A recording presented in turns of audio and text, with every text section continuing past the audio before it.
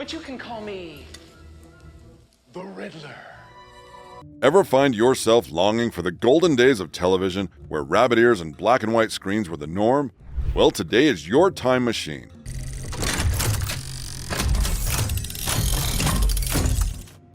And we're about to embark on a journey through the top 20 TV shows that only the baby boomers truly remember. Don't miss out. Number 20, Batman. Holy flashback, Batman. Imagine this. It is the swinging 60s, and I was just a 10-year-old glued to the TV screen when the Batman TV show burst onto the scene. Adam West as Batman and Burt Ward as Robin. This dynamic duo became our childhood superheroes. And that catchy theme music, it was our call to action, bringing us running from the neighborhood to catch every episode. Batman, aka millionaire Bruce Wayne, and his young ward, Dick Grayson, didn't have superpowers, but what they did have was an arsenal of bat gadgets and a commitment to keeping Gotham City safe. Thanks to Bruce Wayne's vast fortune, they had the coolest toys in town. One iconic scene, Batman and Robin casually walking up the side of a building using their bat rope, all while engaging in corny banter and exchanging pleasantries with anyone who happened to pop their head out of a nearby window. The absurdity was part of the charm.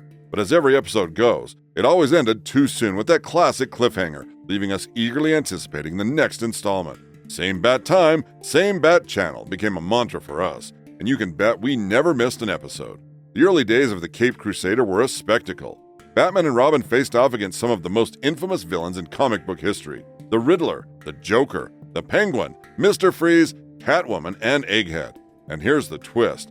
Unlike modern renditions, this generation's Batman had a subtle educational touch. It wasn't just about defeating the bad guys, it was installing values. The formula was simple. Each supervillain had an army of henchmen and a dreamy female cohort to share in their wickedness. But here's the charm. Batman and Robin faced ridiculously mundane or trivial conflicts, reacting as though it were a matter of life or death. It was all part of the show's brilliance. In a world of comic book escapades, Batman taught us about proper diet, doing homework, and even the importance of wearing seatbelts. It was a unique blend of action, humor, and life lessons that made Batman an unforgettable part of our childhood. Number 19, Lost in Space. Danger, Will Robinson! You're our friend. My computers are deeply affected. Imagine a time when space exploration was not only a reality, but a family affair. Lost in Space, born out of the 60s, brought us the Robinson family. Professor John Robinson, his wife Maureen, daughters Judy and Penny, and son Will. They were chosen to establish the first extraterrestrial colony, with Major Donald West as their trusty pilot. Enter the twist. Dr. Zachary Smith, played by the unforgettable Jonathan Harris, is a foreign agent with a penchant for sabotage. His misdeeds result in him being trapped aboard the spacecraft, leading to a series of misadventures that ultimately leave the Robinsons truly lost in space.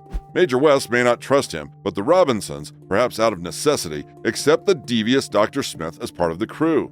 Cue the iconic phrase, "Danger, Will Robinson," spoken by the protective robot B9, whose primary task is to safeguard the youngest Robinson from harm. Dr. Smith, a Dirk Dastardly-esque comedic villain, becomes an unexpectedly central character, adding a touch of humor to the show. The series, inspired by Johann David Weiss's novel The Swiss Family Robinson, blended classic literature with science fiction. Filmed in the 60s, Lost in Space presented a futuristic vision of 1997 that might seem far-fetched from today's perspective.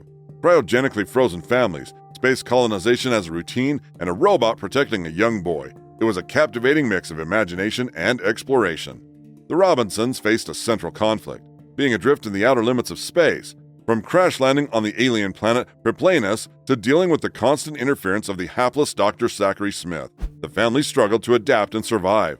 The series took unexpected turns, including a crash landing on another unknown world and a shift to an era of free space travel. However, despite the thrilling adventures, Lost in Space met an untimely end in 1968, leaving the Robinsons perpetually lost in space. Fans were left hanging, wondering about their fate, as the series was canceled before any real resolution could be achieved. Now, if you remember anxiously awaiting each episode to see if the Robinsons would find their way home, or if Dr. Smith's antics would lead to another space calamity, share your thoughts in the comments below. And don't forget to hit that like button if you're enjoying the video. Number 18, Get Smart. Missed it by that much. Get ready to laugh your way through the espionage world with Maxwell Smart, Agent 86, played by the incomparable Don Adams in the classic TV series Get Smart.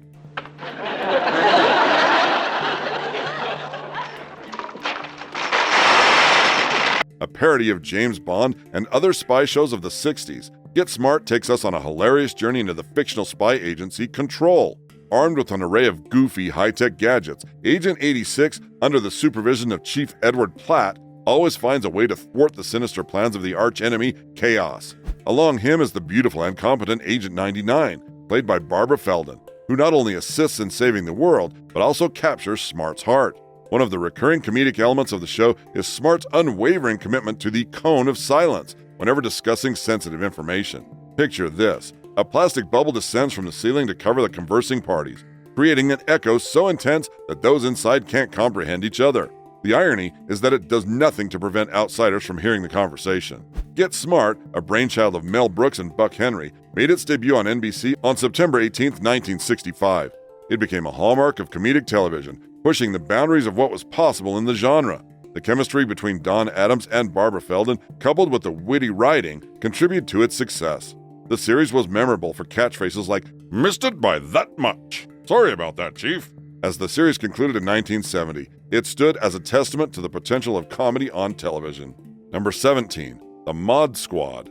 Cruising into the 70s, we have The Mod Squad, a groundbreaking crime drama series that brought a fresh and socially relevant approach to television.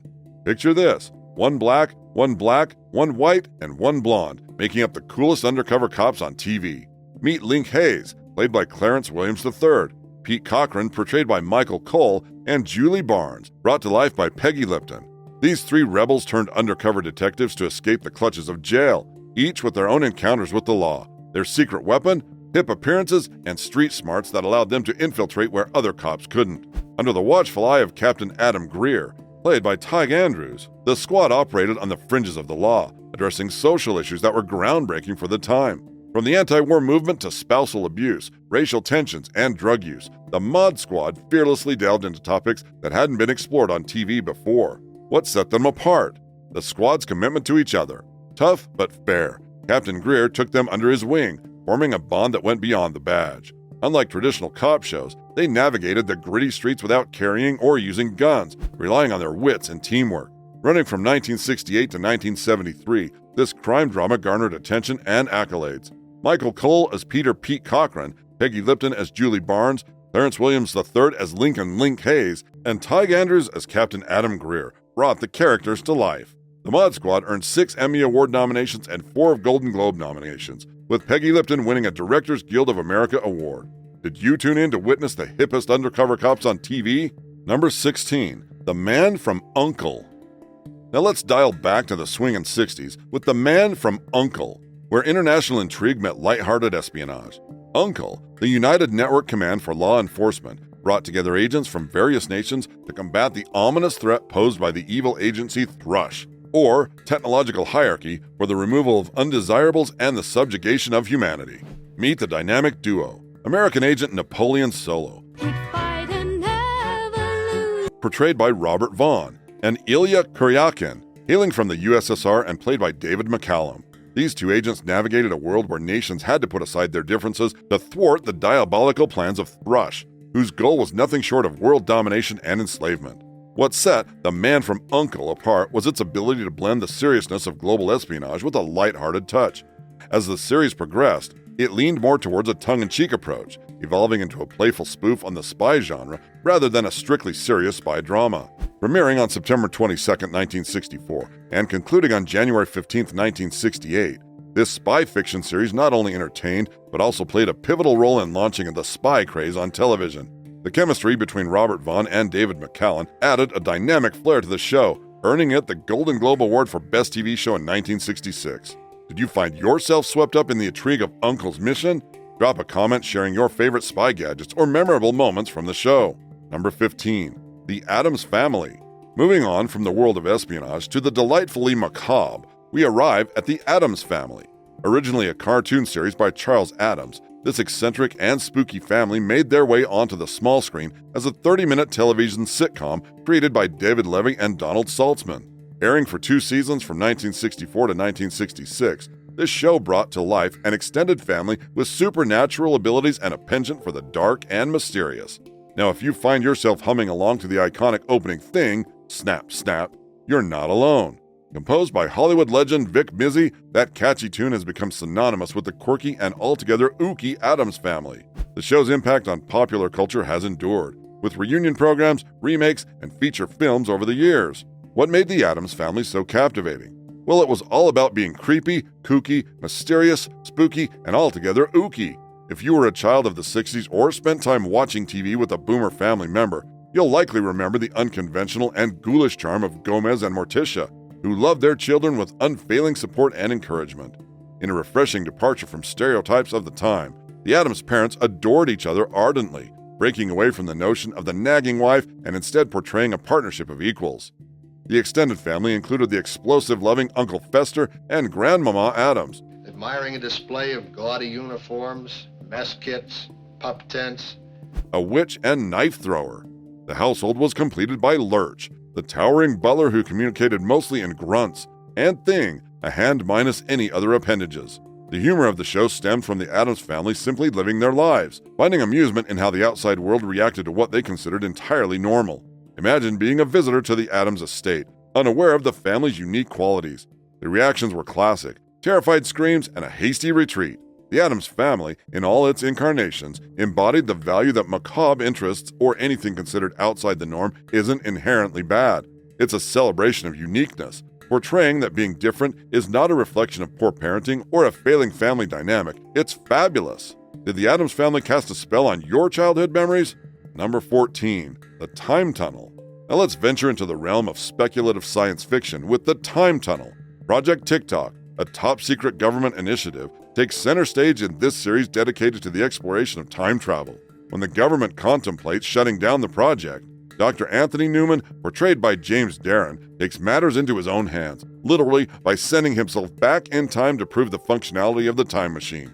As we peer through the tunnel, we witness Dr. Newman on the ill-fated Titanic. The staff at TikTok, realizing the gravity of the situation, sends another scientist, Dr. Douglas Phillips, played by Robert Colbert, back in time with a newspaper detailing the ship's impending disaster. The plan? Convince the Titanic's captain to alter course and avert tragedy. Predictably, Doug finds himself marooned in the past alongside Tony, and here begins their time-traveling escapades.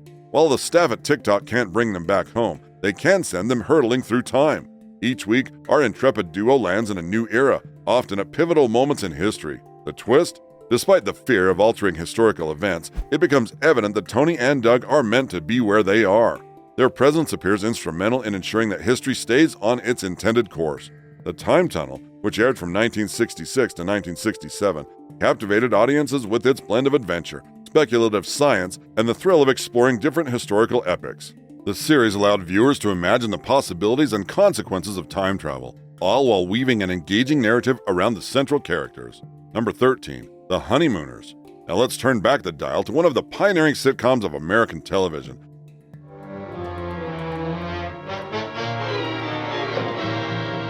The Honeymooners. This classic show centered around the lives of a working-class couple, Ralph and Alice Cramden, portrayed by the incomparable Jackie Gleason and Audrey Meadows.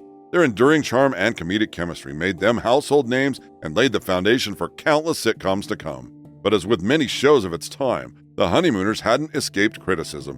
While it provided great entertainment value, some aspects of the show, such as the portrayal of domestic violence and adherence to gender stereotypes, have raised eyebrows in modern times. Dr. Wayne Baker, a sociologist at the University of Michigan, points out how social norms have evolved over time, noting that what was once considered acceptable or humorous may now be viewed as offensive or problematic. Nevertheless, amidst these critiques, The Honeymooners remains a cultural touchstone, remembered for its iconic catchphrases and memorable characters. Who could forget Ralph's exuberant proclamation, "Bang zoom straight to the moon"? This enthusiastic declaration, often directed at his patient wife Alice, encapsulated Ralph's larger-than-life personality and his penchant for grandiose schemes that often backfired. Joined by their best friends, Ed and Trixie Norton, played by Art Carney and Joyce Randolph, respectively, the Cramdens navigated through the ups and downs of everyday life, offering viewers a glimpse into the realities of working-class existence. Set against the backdrop of their humble apartment, The Honeymooners didn't sugarcoat the challenges of blue-collar living, but instead embraced them with humor and heart. Number 12, I Love Lucy. Now let's step into the dazzling world of I Love Lucy, a television masterpiece that stands as a classic in American entertainment. Lucille Ball, with her fiery red locks and unparalleled comedic prowess, brought to life the iconic character of Lucy Ricardo. Hello, Ricky.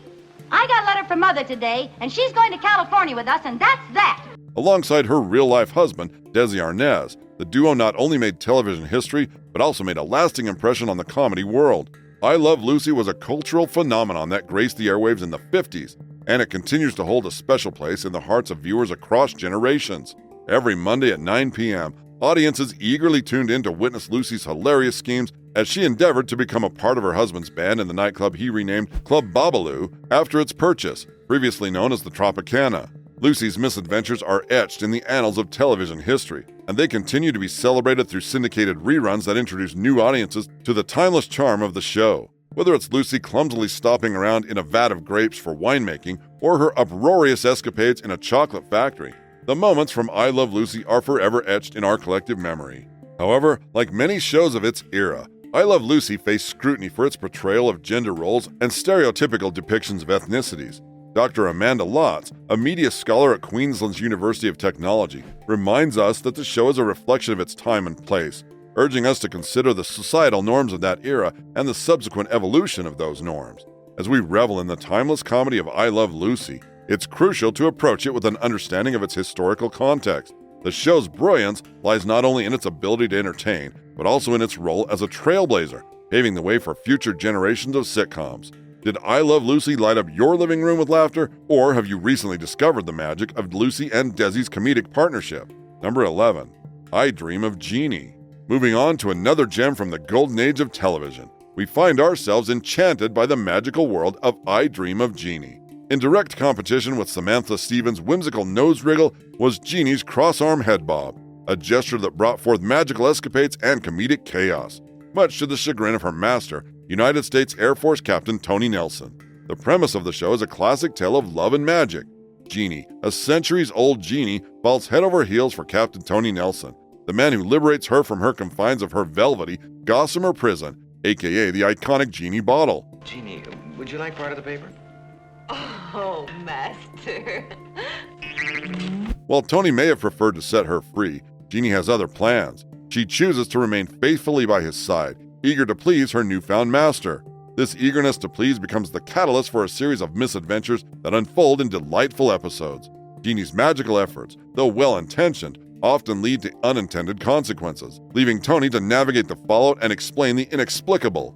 The situation, however, provides endless amusement for viewers, as Tony grapples with magical mishaps that make him appear both crazy and suspicious, especially in the eyes of the command psychiatrist, Dr. Alfred Bellows. I Dream of Jeannie thrives on the comedic tension between the magical and the mundane, with Tony's attempts to maintain order in his military life constantly disrupted by Jeannie's magical whims. From Jeannie's bottle being stolen, leading to her temporary servitude to a new master, to the arrival of her mischievous twin, with designs on winning Tony for herself. The show weaves a tapestry of enchanting misadventures. In the end, amidst the magical mayhem, Tony comes to realize his own love for Jeannie. The series concludes with the promise of happily ever after, cementing I Dream of Jeannie as a beloved classic that continues to captivate audiences with its magical charm. Number 10. Bewitched. Now let's delve into the magical world of Bewitched, a sitcom that left a lasting impression on the hearts of viewers across generations. Following the life of Samantha Stevens, a charming and magical housewife, the show seamlessly blended the supernatural with the mundane. However, as with many classics, Bewitched has faced criticism for its portrayal of women and their societal roles. Samantha Stevens, played by the iconic Elizabeth Montgomery, became a symbol of magical prowess and domesticity. The premise revolved around Samantha's marriage to Darren Stevens, an advertising executive and a mere mortal who staunchly opposed Samantha using her magical abilities. The series artfully navigated the dynamics of their marriage, exploring both supernatural and everyday conflicts. One of the central conflicts in the show was Darren's disapproval of Samantha using her magical powers. This dynamic reflected the societal expectations placed on women during that era. As Dr. Max Dawson notes, in a contemporary lens, it's evident that the show's portrayal may be viewed as regressive and problematic. Samantha's decision to sacrifice her magical abilities for her husband's happiness has been a point of criticism, sparking discussions about gender roles and expectations. The supporting cast added layers of humor and complexity to the narrative. Samantha's interactions with nosy neighbors, particularly the ever-watchful Miss Gladys Kravitz, provided comic relief. The nosy neighbor trope, embodied by Mrs. Kravitz, became iconic and contributed to the show's humor. Her oblivious husband, Abner, remained blissfully unaware of the supernatural occurrences witnessed by his wife, perpetuating the sitcom's comedic tension. In Dora, Samantha's formidable mother,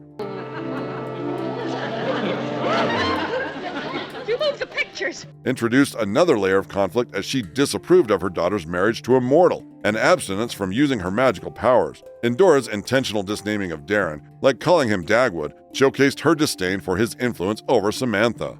Number 9. The Andy Griffith Show. Now let's take a stroll down memory lane to the idyllic town of Mayberry. In The Andy Griffith Show, this wholesome family sitcom set in a small town captured the hearts of baby boomers across the nation. However, as with many shows of its time, it has faced criticism for its lack of diversity and perpetuation of certain stereotypes. The heartwarming series revolved around Sheriff Andy Taylor, played by the affable Andy Griffith, who kept the peace in the tranquil town of Mayberry. Accompanied by his well-intentioned but bumbling cousin, Deputy Barney Fife, played by Don Knotts, Sheriff Taylor navigated the everyday challenges of small-town life. While The Andy Griffith Show is celebrated for its nostalgic charm and timeless humor, critics have pointed out the absence of people of color in the show's cast and the perspectives they bring. In an interview with NPR, Dr. Tara McPherson, a media historian at the University of Southern California, highlighted this concern, stating that while the show may have been considered progressive in its time, the lack of representation is problematic when viewed through a contemporary lens. Mayberry, portrayed as an idyllic haven where everyone knew each other's names and doors could be left unlocked, embodied the idealized vision of small-town America. The show's narrative often revolved around the townsfolk finding themselves in amusing predicaments, seeking Sheriff Taylor's calm and wise guidance to untangle the mess. One recurring comedic plotline involved the character Ernest T. Bass, a local troublemaker hillbilly, adding a touch of chaos to the town. The show also featured Barney Fife's comedic ineptitude, bringing laughter to viewers as he earnestly attempted to enforce the law. Number 8. The Beverly Hillbillies. Now let's take a journey from the hills of the Ozark to the glitz and glamour of Beverly Hills with the Beverly Hillbillies, a sitcom that aired on CBS from 1962 to 1971. It became a beloved classic, capturing the essence of fish-out-of-water humor with the Clampett family. The Clampetts, a poor family from the Ozarks, struck gold, black gold that is, when they discovered oil on their land. With newfound wealth, they packed their bags and made the move to the upscale haven of Beverly Hills. The ensemble cast, including Irene Ryan, Buddy Ebsen, Max Baer Jr., and Donna Douglas, brought the characters to life, Not have my picture taken in this ridiculous getup! creating a show that resonated with audiences for years. For 8 out of its 9 seasons, the Beverly Hillbillies secured its place as one of the most watched programs on television, even claiming the #1 series of the year on 2 occasions. Its enduring popularity is evident as the series continues to be enjoyed through syndication, and a film remake in 1993 introduced the Clampetts to a new generation of viewers. The heart of the show lies in the comedic premise of a rural family suddenly finding themselves rubbing elbows with the high society of Beverly Hills. Led by widower patriarch Jed Clampett, portrayed by Buddy Ebsen, the family includes the spirited Granny Clampett, played by Irene Ryan, Jed's daughter Ellie Mae, and his nephew Jethro Bodine. The humor in the Beverly Hillbillies often stemmed from the clash of cultures and the Clampett's family's genuine, unpretentious nature, which was a breath of fresh air in the upscale community. Puns, wordplay, and cultural misunderstandings added to the charm, making each episode a delightful exploration of the family's adventures. Mr. Milburn Drysdale, the Clampett's neighbor and bank manager, played a pivotal role in the show. His comedic attempts to manage the family's newfound fortune while preventing them from depleting it provided additional layers of humor. The legacy of the Beverly Hillbillies extends beyond its original run. It inspired a film adaptation in 1993 featuring Buddy Ebsen in a role and influenced 2 additional television series, Petticoat Junction and Green Acres. As of 2023, the show remains in syndication, a testament to its timeless appeal. Did you enjoy watching the Clampetts navigate their way through Beverly Hills? Number 7. The Flintstones. Now let's journey back to the prehistoric town of Bedrock with the Flintstones, a groundbreaking animated sitcom that brought Stone Age humor into the modern era. Premiering on September 30th, 1960, and running until April 1st, 1966, The Flintstones made history as the first primetime animated series designed for adults, yet equally enjoyable for kids. The show, produced by Hanna-Barbera Productions, is set in a whimsical Stone Age where cavemen and dinosaurs coexist within the trappings of mid-20th century suburban America. The Flintstone family, led by Fred Flintstone and his wife Wilma, and their best friends and neighbors, the Rubbles, Barney and Betty, navigate the challenges of daily life in bedrock. This animated sitcom, with its clever blend of prehistoric elements and contemporary humor, quickly became a cultural phenomenon. While the Flintstones is celebrated for its creativity and impact on animation, it has faced criticism for its lack of diversity and representation, as well as its portrayal of prehistoric times with modern technology. Dr. Jason Middle, in an interview with The Atlantic, highlights the show as an example of projecting contemporary values onto different periods. Although acceptable in the 1960s, it doesn't align with today's standards. The show's premise cleverly mimics the sitcoms of its time, with storylines centered around the Flintstones and Rubbles getting into humorous conflicts reminiscent of modern life. The fantasy version of the past in bedrock features dinosaurs, saber-toothed tigers, and woolly mammoths alongside barefoot cavemen. Despite the primitive setting, the characters engage in familiar activities like listening to records, living in split-level homes, and dining out at restaurants. The unique twist lies in the technology made from pre-industrial materials, powered by various animals, stone cars with wooden wheels and animal skin interiors, along with household gadgets. Hey, how about these moving sidewalks, Fred? Provide a comedic blend of the old and the new. The iconic theme song, Meet the Flintstones, captures the essence of the show, featuring lyrics that humorously reference their prehistoric lifestyle. Number 6. All in the Family. Now let's dive into the controversial and groundbreaking world of All in the Family, a sitcom that dared to address societal issues through the lens of its outspoken main character, Archie Bunker. Premiering on January 12, 1971, and running for 9 seasons until April 8, 1979, All in the Family remains a pivotal and debated show in television history. Starring Rob Reiner, Gene Stapleton, Carol O'Connor, and Sally Struthers, All in the Family revolves around the working-class Bunker family, with patriarch Archie Bunker at the forefront. The show gained notoriety for its fearless approach to tackling sensitive and controversial subjects such as racism, religion, infidelity, and more. While the show is effective in addressing societal issues, it has faced criticism for its use of racial slurs and offensive language, particularly through the character of Archie Bunker. Dr. Nicole Rafter points out that, despite its impact, the use of derogatory language in All in the Family would not be acceptable today. The biggest automobile dealer west of the Mississippi, or maybe in the whole country. As societal norms have evolved, there is a heightened sensitivity to harmful language and its impact on marginalized communities. Archie Bunker, played by Carol O'Connor, was a complex character, a working-class conservative with outdated views, grappling with the changing dynamics of the world around him. The show often used humor as a vehicle to shed light on these societal issues, making it both groundbreaking and controversial. The success of All in the Family is evident of its ratings dominance, as it became the first series to top the Nielsen ratings for 5 straight years. Number 5. Bonanza. Let's saddle up and head to the Ponderosa Ranch as we delve into the iconic Western television series Bonanza. Airing for an impressive 14 seasons with 431 episodes from 1959 to 1973, Bonanza is imprinted in the television landscape. At the heart of Bonanza is the Cartwright family, led by patriarch Ben Cartwright, portrayed by Lorne Greene.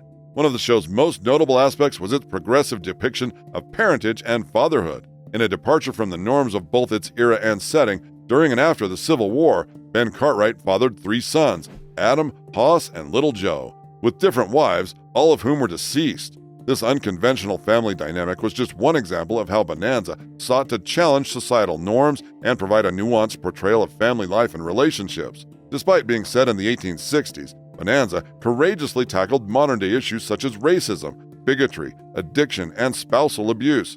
Through its storytelling, the show aimed to shed light on these complex topics and provoke thought and discussion among its viewers. However, despite its cultural significance and critical acclaim, Bonanza faced challenges towards the end of its run. A decline in viewership, coupled with the tragic passing of Dan Blocker, who portrayed the beloved Hoss Cartwright, led to the show's cancellation in 1972. Nevertheless, Bonanza remains a beloved classic, earning its place as the second longest-running Western series in the United States, behind only Gunsmoke. Its impact on television history is undeniable, with TV Guide ranking it as the 43rd greatest TV show of all time. Stand still, you hear? And including it in their list of the 60 greatest dramas of all time. Number 4. The Ed Sullivan Show. It was the Ed Sullivan Show that was seen as the predecessor to Saturday Night Live, even though Lorne Michaels was nowhere near the age of when he conceptualized the program into existence before Sonny and Cher had each other and a co-hosted comedy hour. In the same vein as its later contemporaries, likely even serving as their inspiration, The show consisted of humorous sketches with recurring characters, as well as a new musical guest every week. It was considered the pinnacle of the tipping point towards stardom, and so often unknown talent was discovered by taking its stage. Mr. Sullivan had the honor of introducing the U.S. to the Beatles, as their first ever live performance on American soil occurred in his studio. As the subject of mental health is still somewhat stigmatized even today, it was particularly significant when Sullivan broadcast an episode that addressed Broadway director Joshua Logan's time in a psychiatric facility. Sullivan believed that the publicity from this airing helped to bring about positive change and advancements in the approach to the diagnosing and treatment of mental illness. The show had a successful 23-year run, ending when viewership began to be mostly an older demographic than was desirable, and eventually declined altogether. The Ed Sullivan Show was a primetime variety show that ran on CBS from June 20th, 1948 to June 6, 1971, and was hosted by New York columnist Ed Sullivan. The show ran every Sunday on CBS 8 to 9 Eastern Time and became one of the few shows to hold the same time slot on the same network for more than 2 decades. The show featured a range of entertainment acts, including rock and roll stars, opera singers, comedians, and actors, until it was replaced by CBS Sunday Night Movie in 1971. What are your favorite memories from the Ed Sullivan Show? Number 3.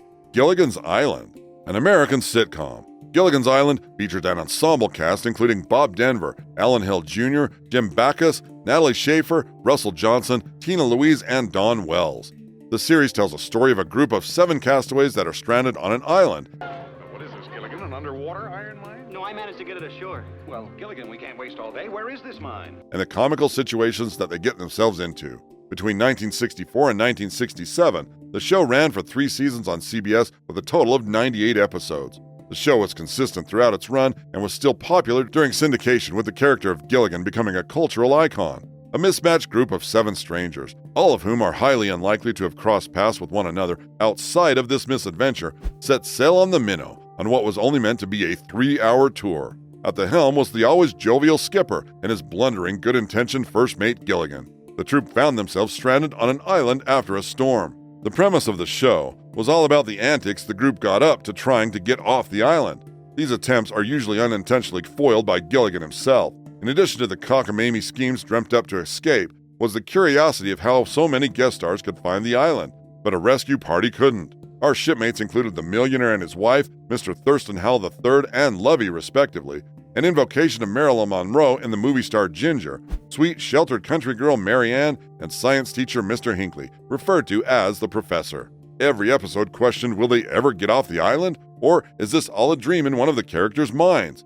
The show's creator, Sherwood Schwartz, told columnist Dan Pasternak in a 1997 interview that the whole point of Gilligan's Island was that people from all walks of life, with many varied differences, should still make the effort to get along and work together, as he believed this to be one of the most important ideas in the world today. This lesson was lost on most for several years to come. Thankfully, Mr. Schwartz's wisdom is beginning to hit the mark across entertainment genres. As for Gilligan and the rest of the gang, they were finally brought home in a 2-part movie special after 15 years on the island: Fair Winds and Following Seas Castaways. Number 2. Peyton Place. This primetime soap opera aired from September 15, 1964 until June 2, 1969, and is based on the 1956 novel of the same name. Peyton Place is set in a fictional town called Peyton Place. The show ran in black and white from 1964 to 1966, and then in color from 1966 to 1969. Upon its debut, the show became an instant hit and ended up being aired 2 times a week due to its popularity. However, the show was met with some backlash for some of its racy themes, such as intimacy between its characters, Dallas, Dynasty, Melrose Place, even the eerie David Lynch murder melodrama Twin Peaks. Flowers. They're starflowers. They grow on the moon. Why the wheelchair? They all took their inspiration from Peyton Place. Small side note, the last name of one of the writers for Twin Peaks was indeed Peyton. This adults-only primetime soap opera was the catalyst for sexually infused storylines and intermingled scandals. Keeping in mind the time frame during which it aired, Peyton Place's overall tone was enough to make housewives everywhere clutch their pearls and fan themselves during hot flashes. It would be considered embarrassingly modest by today's standards, if the current options for entertainment are any indication. However, the juxtaposition of the opening sequence being that of a church and church bells ringing, with the fact that most of the storylines ended up with various characters indulging in inappropriate, passionate encounters, still hits that satisfying irony mark. Taboo subjects that are to some extent still beyond the pale today, such as the husband cheating on his wife with his secretary, though that's become more of a trope than a shame, who is also the mother of his son's girlfriend, teenage pregnancy that led to marriage of convenience that ended up being unnecessary but occurred anyway because the young bride hid the fact that she had miscarried from her groom, and a murder on beachfront property were just a few of the salacious plot lines, and that was only in the very first season. Number 1. The Mary Tyler Moore Show was revolutionary at the time. The Mary Tyler Moore Show is a sitcom starring Mary Tyler Moore, created by James L. Brooks and Alan Burns. On the show, Mary plays Mary Richard, a single woman who works as a producer at the WJM News Show in Minneapolis. The show is regarded as incredibly progressive by focusing on a single, independent woman, something that was uncommon at the time. The show originally aired on CBS from September 19, 1970 to March 19, 1977. Moore portrayed Mary Richards, an unmarried, independent woman focused on her career as associate producer of a news show at the fictional local station WJM in Minneapolis. Ed Asner co-starred as Mary's boss, Lou Grant, alongside Gavin MacLeod, Ted Knight, Georgia Engel, Betty White, Valerie Harper as friend and neighbor Rhoda Morgenstern. Being hysterical will not do you any good. Well, being calm didn't do me any good either. And Cloris Leachman as friend and landlady Phyllis Lindstrom. The Mary Tyler Moore Show proved to be a groundbreaking series in the era of second-wave feminism. Portraying a central female character who was neither married nor dependent on a man was a rarity on American television in the 1970s. The show has been celebrated for its complex, relatable characters and storylines. The Mary Tyler Moore Show received consistent praise from critics and high ratings during its original run and earned 29 Primetime Emmy Awards, including Outstanding Comedy Series 3 years in a row, from 1975 to 1977. Moore received the Primetime Emmy Award for Outstanding Lead Actress in a Comedy Series 3 times. The series also launched 3 spin-offs, Rhoda, Phyllis, and Lou Grant. In 2013, the Writers Guild of America ranked The Mary Tyler Moore Show number 6 on its list of the 101 best written TV series of all time. Running from 1970 to 1977, the show was praised by audiences and critics for its complex plot and characters, receiving 29 Primetime Emmy Awards. It was also ranked number 6 by the Writers Guild of America on their list of the 101 best written TV series of all time. That's all for today. If you're a baby boomer, tell us which show was your absolute favorite in the comments below. Don't forget to hit that like button, subscribe for more nostalgia, and ring the notification bell. Until next time, stay tuned.